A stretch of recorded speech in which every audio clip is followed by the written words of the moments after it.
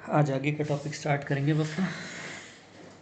इसमें देखो, जो हमारे पास रिवैल्यूएशन अकाउंट से हमने स्टार्ट करना है टॉपिक। रिवैल्यूएशन अकाउंट का नेचर मैंने तुम्हें बताया था कि बिल्कुल P&L अकाउंट की तरह होता है, तो इसीलिए फ़ायदे इधर रिकॉर्ड करते हैं और नुकसान इस तरफ।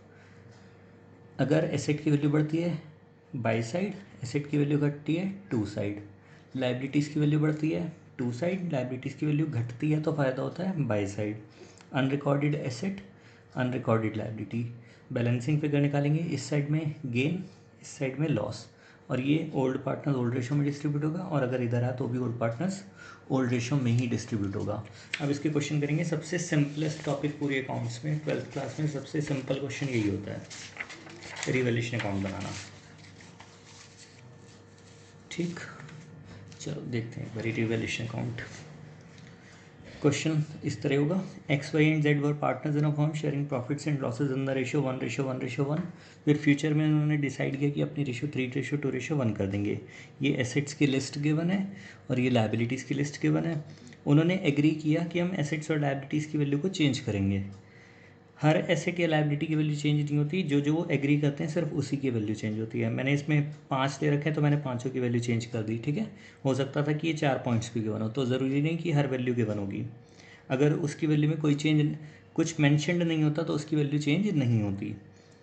दे agreed on following, building to be depreciated by 6%। ठीक, stock to be increase by 500 रुपये, debtors to be increase to 8,000, creditors to be increase by 500 और BP to be increase by 200। Pass journal entries and prepare revaluation account. पहले revaluation account, बाद में journal entries.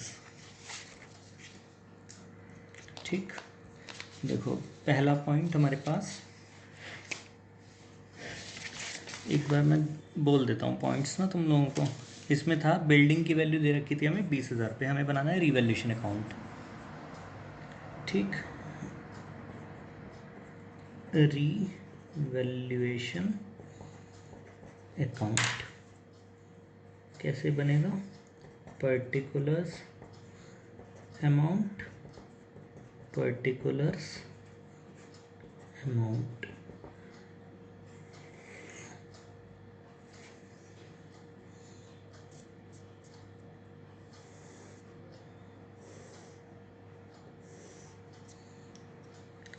ठीक है, पहला building 20,000 रुपये balance sheet में वैल्यू दे रखी थी, और पॉइंट में लिखा हुआ था बिल्डिंग बी डेप्रिशिएटेड बाय 6%, कि बिल्डिंग की वैल्यू 6% से हम कम करेंगे। तो कम करने का मतलब एसेट की वैल्यू घटेगी, और घटेगी तो किस साइड में आएगा? इस साइड में। नाम लिखेंगे टू बिल्डिंग, एसेट का नाम लिखना पड़ेगा। 20,000 रुपीज़ का 6% निकालना, वैल्यू आ जाएगी 1,200 रुपये। कैलकुलेशन में यहाँ पे रफ में करके दिखा देता हूँ, तुम लोग रफ में करोगे। 20,000 का 6%, तो ये निकल के आएगा 1,200 रुपये। ठीक, इस तरह कैलकुलेशन होंगी। सेकेंड पॉइंट, स्टॉक दे रखा था 5,000 रुपये का, और stock to be increased by 500 रुपये। अब स्टॉक की वैल्यू बढ़ानी है 500 रुपये से, तो बाय स्टॉक 500 रुपये। डेटर्स 7,000 रुपये के दे रखे थे, debtors to be increased to 8,000। देखो जो स्टॉक वाले पॉइंट में लिखा हुआ था ना, स्टॉक की वैल्यू बढ़ानी थी बाय 500 रुपये। बाय 500 का मतलब होता है 500 रुपये से। ठीक, और एक पॉइंट दे रखा है debtors to be increased to 8,000 रुपये। टू 8,000 रुपये का मतलब होता है कि अब इसकी नई वैल्यू 8,000 रुपये रखनी है। ठीक है, बाय में चेंज डायरेक्टली गिवन होता है, टू में क्या चीज़ गिवन होती है? नई वैल्यू। तो इसमें हमें डिफरेंस निकालना पड़ता है। डेटर्स 7,000 के थे, अब 8,000 के हो गए, टू 8,000। तो इसमें डेटर की वैल्यू बढ़ेगी कितनी? 1,000 रुपये। कई बच्चे ये गलत कराते हैं, डायरेक्टली 8,000 रुपये ही लिख देते हैं। ठीक है, तो ये वर्ड का ध्यान रखना, बाय गिवन है या टू गिवन है। ठीक, यहाँ पे देख लो एक बारी, stock to be increased by मतलब 500 रुपये से, तो डायरेक्टली चेंज गिवन है। और debtors to be increased to का मतलब हुआ कि इतने रुपये उसकी नई वैल्यू होगी। अब वो 8,000 रुपये के हैं, 8,000 रुपये के हैं, तो इसमें चेंज कितने का आया? 7,000। 8,000 माइनस 7,000, 1,000 रुपये का चेंज आ जाएगा। ठीक, उसके बाद अगला पॉइंट दे रखा है क्रेडिटर्स 8,000 रुपये के थे, creditors to be decreased by 500 रुपये। अब क्रेडिटर्स को कम करना है। लाइबिलिटी कम होने से क्या होता है कि उधार कम हो रहा है, और उधार कम का मतलब क्या है कि हमारा फ़ायदा हो रहा है। तो बाय क्रेडिटर्स, और फ़ायदे हमेशा बाय साइड में रिकॉर्ड होते हैं। ठीक है, बाय 500 रुपये यानी कि 500 रुपये से। BP to be increased by 200 रुपये। अब बिल्स पेबल को इंक्रीज़ करना है, इंक्रीज़ का मतलब नुकसान, तो टू बिल्स पेबल 200 रुपये। ठीक, अब इसको नेट कर लेंगे टोटलिंग करके।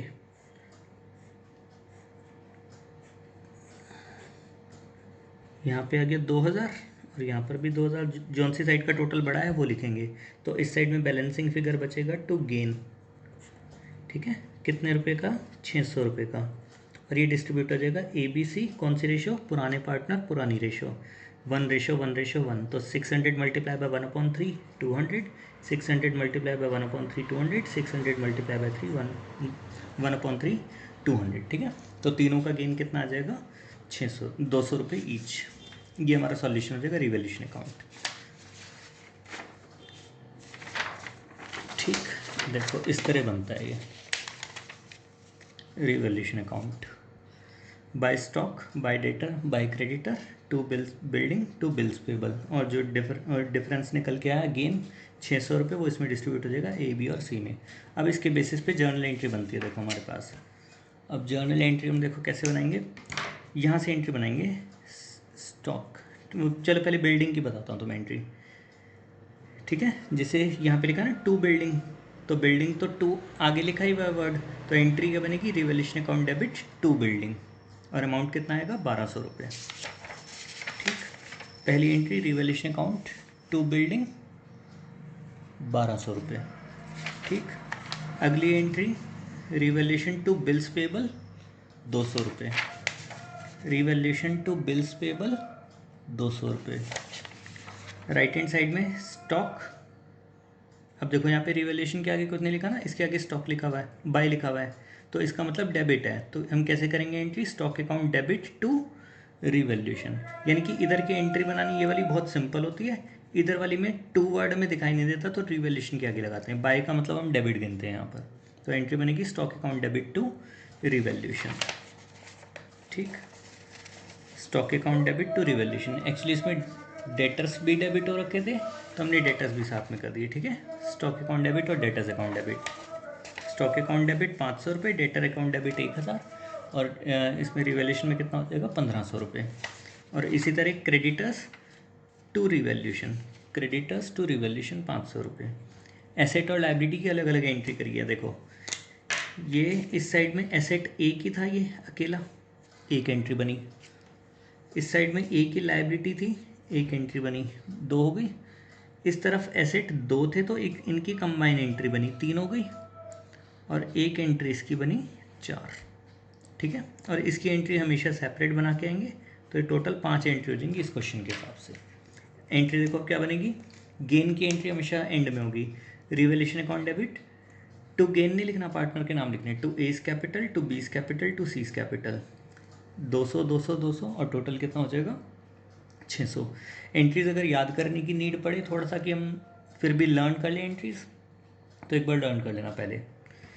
ठीक है, ये हमारे पास रिवैल्यूएशन अकाउंट कवर अप हो गया पूरा का पूरा। इससे सिंपल क्वेश्चन नहीं बन सकता पूरे अकाउंटिंग में।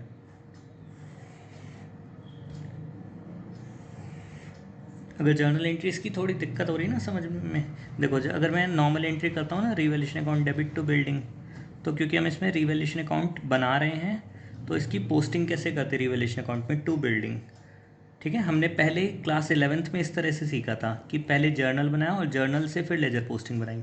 तो यहाँ पे मैंने तुम्हें लेजर बनवाया और लेजर से जर्नल कैसे सिखाया? Revaluation account debit to building. इसी तरह जब ये वाली एंट्री बनाएंगे ना, stock to revaluation, stock to revaluation, तो आप चेक कर सकते हो कि रिवैल्यूएशन अकाउंट में पोस्टिंग किस साइड में जाएगी? बाय स्टॉक के नाम से आएगी। तो रिवर्स में ऐसा रहता है कि अगर बाय स्टॉक लिखा हो तो एंट्री क्या बनेगी? Stock account debit to revaluation. ठीक है, ये क्वेश्चन हमारा यहाँ पे ख़त्म हो जाएगा। अच्छा, उसके बाद चलते हैं नेक्स्ट क्वेश्चन पे, क्वेश्चन नंबर 7। ये हमारा 6th क्वेश्चन था। ठीक, अब आते हैं 7th क्वेश्चन पे।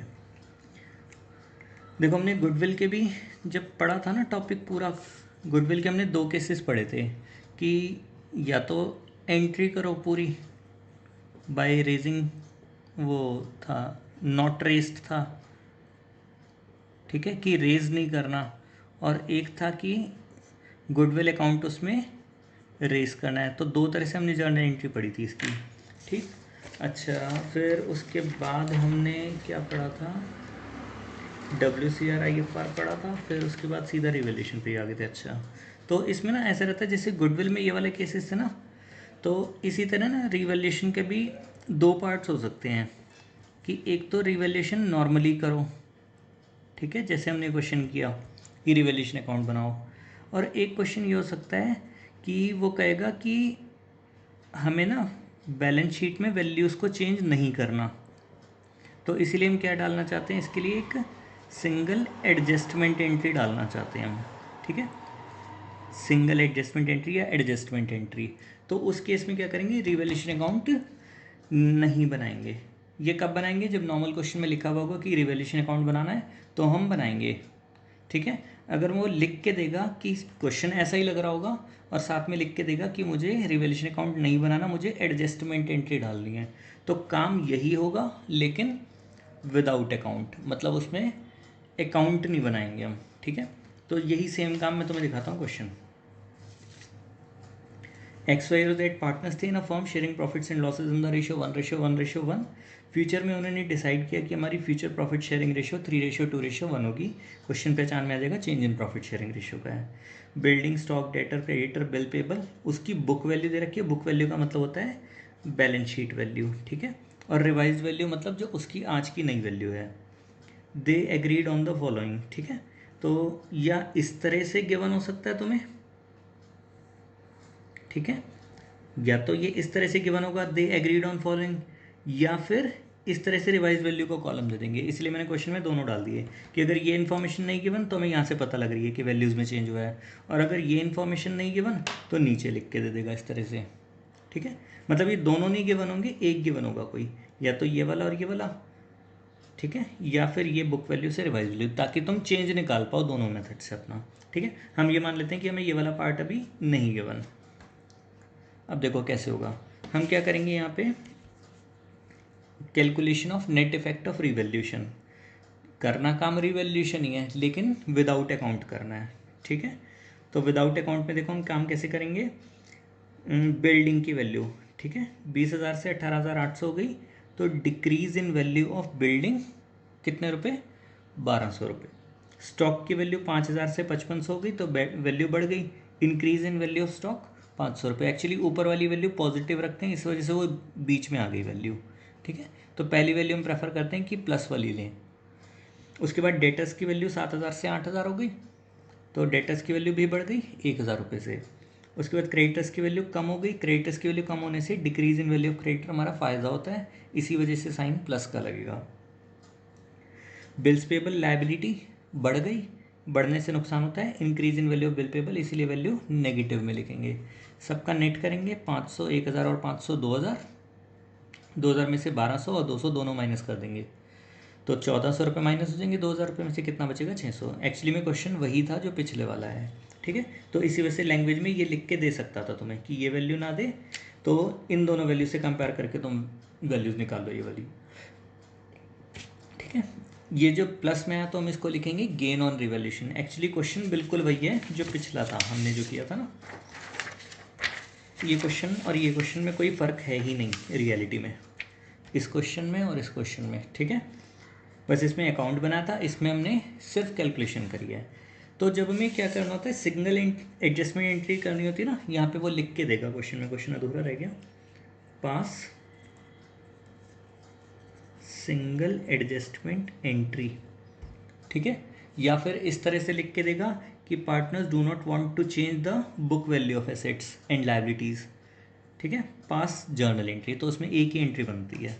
तो अब देखो इसमें क्या एंट्री हम बनाएंगे, जब हमें एक एडजस्टमेंट एंट्री बनानी होती है ना, तो एडजस्टमेंट एंट्री मैंने तुम्हें याद करा चुका हूँ, हमेशा के लिए क्या बनेगी, gaining partners capital account debit to sacrificing partners capital account. ये एंट्री हमने याद कर ली थी एडजस्टमेंट एंट्री गुडविल के टॉपिक में भी, ठीक है। तो वही सेम एंट्री होती है। तो गेनिंग और सेक्रीफाइसिंग के लिए पहले मुझे गेन और सेक्रीफाइस निकालना पड़ेगा। सेक्रीफाइस कैसे निकलेगा, ओल्ड 1/3 माइनस 3/6, ये ए का निकलेगा, ठीक। इसी तरह एलसीएम ले लेना इसमें 18, तो ये आ जाएगा -3/18, गेन निकल आएगा। इसी तरह सेकंड का 1/3 माइनस 2/6, 0, ठीक। और थर्ड वाले का 1/3 माइनस 1/6 3/18। तो इसमें सी का तो सेक्रीफाइस आया, ए का गेन आया। तो अब एंट्री क्या बनेगी, gaining partner A capital account debit to C's capital account. और अमाउंट कैसे निकालेंगे, जो ये 600 है इसमें इसका हिस्सा लगा देंगे, 600 मल्टीप्लाई बाय 3/18, 600 मल्टीप्लाई बाय 3/18। तो एंट्री की अमाउंट कितनी आ जाएगी, 100 रुपये, ठीक है। ये इसका नेट इफेक्ट आ जाएगा, A's capital account debit to C's capital account. और अगर हम ये एंट्री डालते हैं तो इसका मतलब है कि अगर हमने एडजस्टमेंट एंट्री करी है तो इसका मतलब तुम ध्यान रख सकते हो कि बैलेंस शीट में वैल्यू चेंज नहीं होगी, ठीक है। अगर तुमने एडजस्टमेंट एंट्री डाली है तो बैलेंस शीट में कौन सी वैल्यूज़ चलेंगी, सभी एसेट्स की पुरानी ओल्ड वैल्यूज़ चलेंगी। और अगर तुमने रीवैल्यूएशन अकाउंट किया है तो रीवैल्यूएशन अकाउंट से वैल्यूज बैलेंस शीट में नए वाली डलेंगी। ये काम कहाँ पे आएगा, ये हमें बड़े क्वेश्चन में, जब हम नेक्स्ट वीडियो करेंगे तो बड़े क्वेश्चन में चीज़ें काम आएंगी हमारी, ठीक है। छोटे टॉपिक्स हमारे सारे अब तक ख़त्म हो गए। अब मैं क्या करूँगा, पहले तो मैं नेक्स्ट वीडियो में इसका प्रॉपर रिविजन करा दूंगा पूरा का पूरा, जितने भी टॉपिक्स अब तक के हुए हैं क्वेश्चन नंबर 7 तक के, ताकि हमें कोई कन्फ्यूजन ना रहे, ठीक है। और नेक्स्ट वीडियो सिर्फ रिवीजन की होगी, और उससे नेक्स्ट वीडियो में हम 8 क्वेश्चन अपना स्टार्ट कर लेंगे, यहाँ से लेके बड़ा क्वेश्चन, ठीक है। ये 8, ये बड़ा क्वेश्चन, यहाँ से ये, और फिर ये वाला, ठीक है। यहाँ तक का इसका सॉल्यूशन बैठता है, ये सॉल्यूशन पार्ट होता है इसका, इतना हिस्सा, ठीक। ये आता है 6-8 नंबर का क्वेश्चन हमारा। तो इस पर फोकस करना है। देखो इसमें रिवैल्यूएशन अकाउंट वही है, पार्टनर्स कैपिटल अकाउंट में वो जो 7 पॉइंट मैंने तुम्हें बताए थे ना, वो लिस्ट याद करने के लिए गई थी, तो वो 7 पॉइंट्स की लिस्ट याद रखना। और बैलेंस शीट में यही चीज़ें जो अभी सीखी है ना, कि पुरानी वैल्यू या नई वैल्यू, वो फिर उसके बाद सेक्रीफाइस निकालना, तो ये भी पुराना काम था। और ये गुडविल की एंट्री करना, ये भी पुराना काम था। तो अब क्या करेंगे, अब नए क्वेश्चन, जो बड़ा क्वेश्चन करना है, तो सारी चीज़ें मर्ज हो जाएंगी। मर्ज होने से पहले क्या होना चाहिए कि तुम्हें जितने भी पॉइंट्स तुमने अब तक किए हैं वो सारे के सारे तुम्हें रिमाइंड रहने चाहिए, ठीक है। इसी वजह से क्या करना, पहले पुराना प्रॉपर रिवीजन कर लेना, और फिर जब ये नया क्वेश्चन हम करेंगे ये वाला, ये हमारे 4 चैप्टर्स में काम आएगा। बिल्कुल सेम फॉर्मेटिंग होती है चारों चैप्टर्स की। तो एक का सीख लिया, इट मीन्स कि चारों चैप्टर का आ जाएगा, ठीक है। हल्का हल्का सा डिफरेंस होता है बस, बट अधिकतर काम यही चलता है। 80% of the work, 80 to 90% of the work will remain same in all of the 4 chapters, ठीक है। तो आगे नेक्स्ट वीडियो में हम कंटिन्यू करेंगे अपना।